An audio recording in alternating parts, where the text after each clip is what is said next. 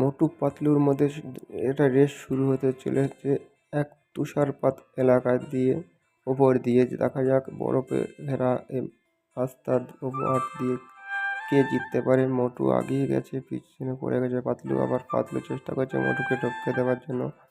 এই দুর্গম এক তুষারপাত এলাকা যেখানে বরফে দিয়ে ঢাকা রাস্তা দেখাচ্ছে।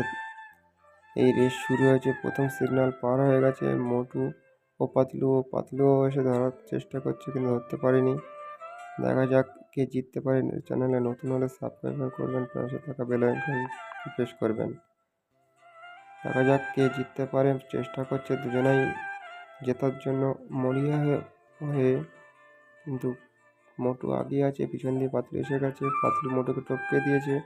আবার মোটু পাতলুকে পিছনে ফেলে দিয়ে আগে বার হয়ে গেছে। আবার পাতলু পিছন দিয়ে এসে মোটুকে টপকে দিয়ে বার হয়ে গেছে।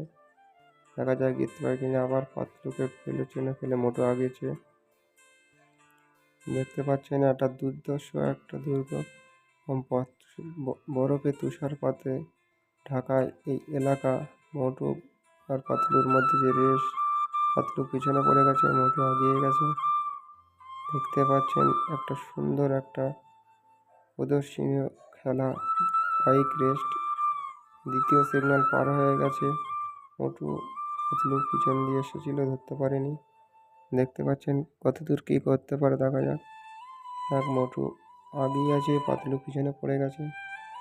এই বরফে ঘেরা মাঠের মাঝখান দিয়েই চলছে একটি সুপার ফাস্ট রেস খেলা প্রতিযোগিতা। পিছন দিয়ে পাতলু টপকে দিয়েছে মোটুকে।